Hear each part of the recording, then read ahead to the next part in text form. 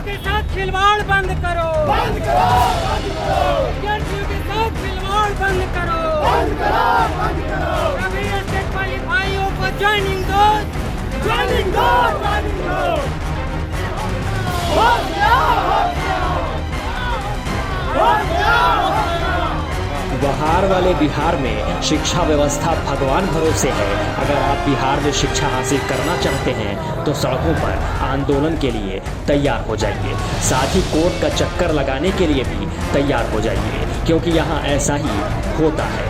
यहाँ या तो बच्चे समय पर एडमिशन के लिए धरना देते हैं, समय पर परीक्षा लेने के लिए प्रदर्शन करते हैं। अगर आपने पढ़ाई पूरी कर ली है और गलती से किसी सरकारी नौकरी के लिए फॉर्म भर दिया तो समझिए आपने अपने जीवन की सबसे बड़ी भूल कर दी है, क्योंकि इस परीक्षा के फॉर्म भरने से लेकर परीक्षा फल की घोषणा होने तक आपको बेरोजगारी का सामना करना पड़ेगा।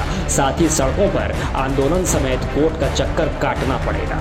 ये मैं नहीं कह रहा, बिहार में शिक्षा की बदहाली और चौपट व्यवस्था का सबूत बता रहा है। ताज़ा मामला टीईटी का है, जहां टीईटी 2019 के रिजल्ट में भारी धांधली का मामला प्रकाश में आया है, जिसको लेकर टीईटी 2019 के अभ्यर्थियों ने पटना सचिवालय गेट से शिक्षा मंत्री के घर तक मार्च निकाला। साथ ही सरकार के खिलाफ जमकर नारेबाजी भी की।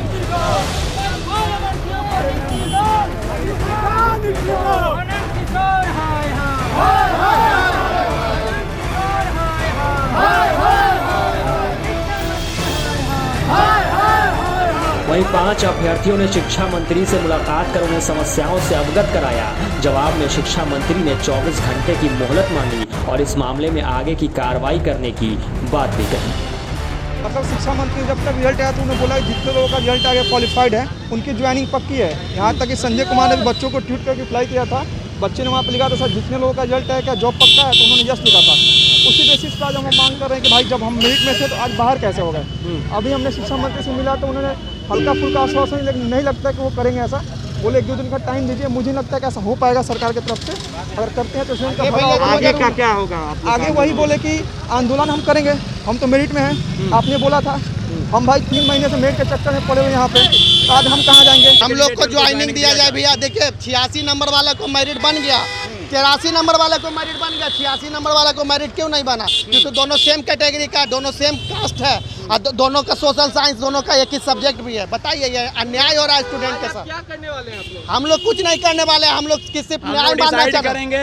उसके बाद नहीं होगा, नहीं कुछ आश्वासन मिलेगा सरकार की तरफ से तो हम लोग कोर्ट फाइल करेंगे। कोर्ट फाइल करने के बाद जो भी होगा, अभी हम लोग सचिवालय के पास जा रहे हैं। था वादा किया था कि जो भी क्वालिफाइड है सबको नौकरी दी जाएगी। अभी जो रिजल्ट तो दिया उसमें भी 24,000 नौकरी चाहिए, नियुक्ति चाहिए।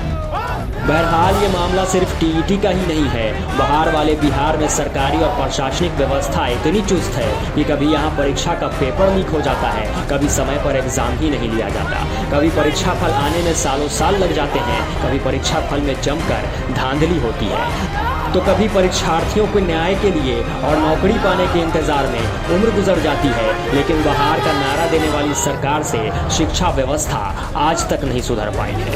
ऐसे में अब बड़ा सवाल ये कि क्या बिहार में शिक्षा ग्रहण करना अपराध है? क्या बिहार में रोजगार पाने की सोचना अपराध है? क्या बिहार में छात्र छात्राओं के भविष्य का कोई मोल नहीं है? क्या बिहार में सरकार सिर्फ लोगों को बेरोजगार रखना चाहती है और इसीलिए शिक्षा का स्तर इतने निम्न स्तर पर चला गया है? तो क्या यहाँ के युवाओं को पढ़ाई छोड़ देनी चाहिए क्योंकि उन्हें इससे कोई लाभ होता दिखाई नहीं दे रहा, या फिर सरकार उन्हें जानबूझकर बेरोजगार रखना चाहती है ताकि बेरोजगार युवा चुनाव प्रचार में झंडा उठाकर सरकारी प्रचार कर सके? ब्यूरो रिपोर्ट, भारत की आवाज़, पटना।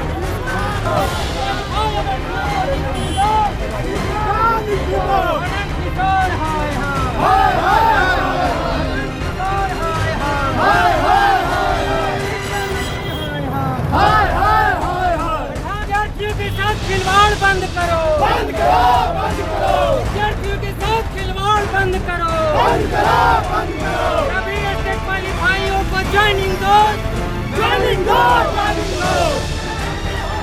हो गया, हो गया, हो गया।